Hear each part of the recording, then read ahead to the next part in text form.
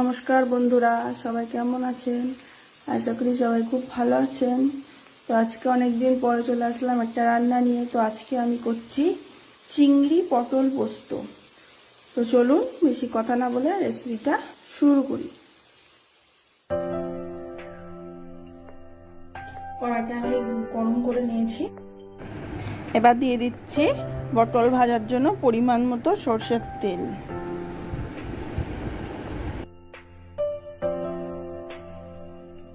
তেলটা আমার গরম হয়ে গিয়েছে, এবার আমি পটলগুলো ভেজে নেব।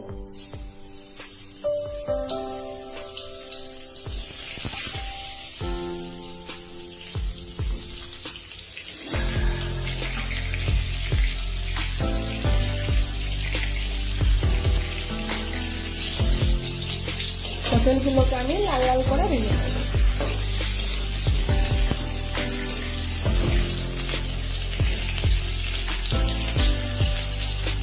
পটলগুলো আমার লাল লাল করে ভাজা হয়ে গিয়েছে, এবার আমি পটলগুলোকে তুলে নেব।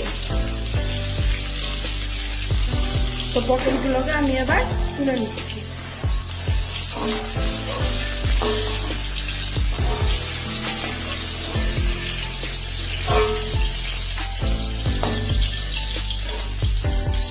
তো পটল ভাজার এই তেলের মধ্যে আমি আরেকটু সরষের তেল দিয়ে দিচ্ছি। তেলটা গরম হয়ে গিয়েছে, এবার আমি এর মধ্যে দিয়ে দেবো নুন হলুদ মাখানো চিংড়ি মাছ।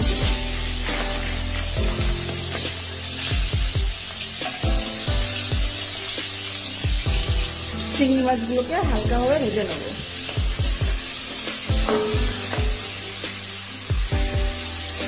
চিংড়ি মাছগুলো আমার ভাজা হয়ে গিয়েছে, এবার আমি এর মধ্যে দিয়ে দেবো বেটে রাখা পোস্ত আর শুকনো লঙ্কা বাটা।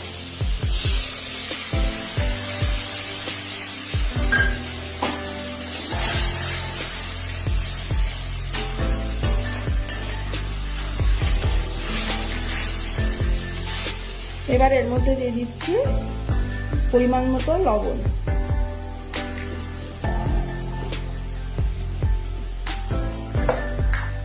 আর দিচ্ছি পরিমাণ মতো হলুদ।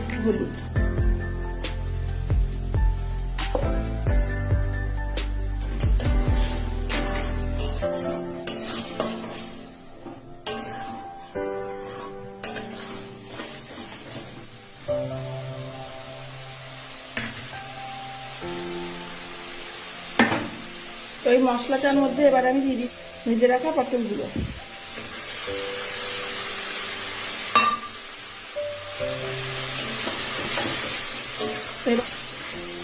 এবার পটল আর চিংড়ি মাছটাকে মশলার সাথে ভালোভাবে কষিয়ে নেব।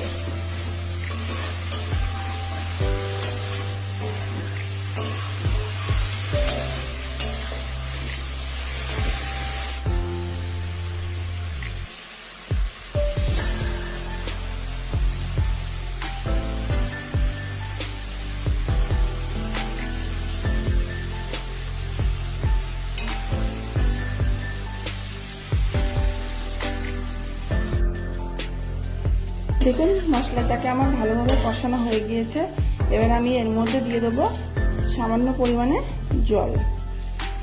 আমি এর মধ্যে দিয়ে দিচ্ছি সামান্য পরিমাণে জল।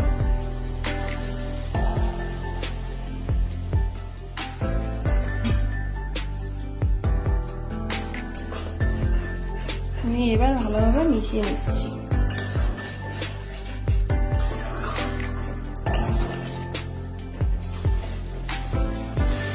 তো তরকারিটাতে আমার ভালোভাবে জাল উঠে গিয়েছে, আমি এবার এটাকে 5 মিনিটের জন্য ঢেকে দেবো।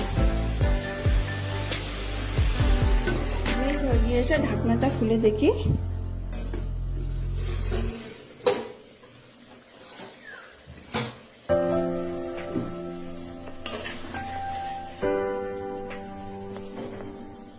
তো দেখুন পটলগুলো ভালোভাবে সেদ্ধ হয়ে গেছে, এবার আমি এর মধ্যে দিয়ে দেবো স্বাদ মতো চিনি।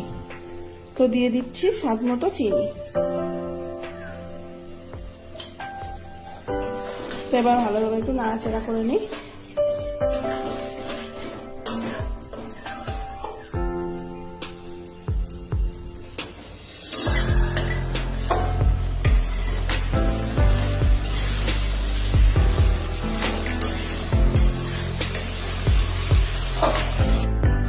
চিংড়ি পটল পোস্তটা আমার পুরোপুরি হয়ে গিয়েছে। এবার আমি এটাকে নামিয়ে নেব। তরকারিটাকে আমি নামিয়ে নিয়েছি। তো দেখুন আমার চিংড়ি পটল পোস্ত পুরোপুরি হয়ে গিয়েছে।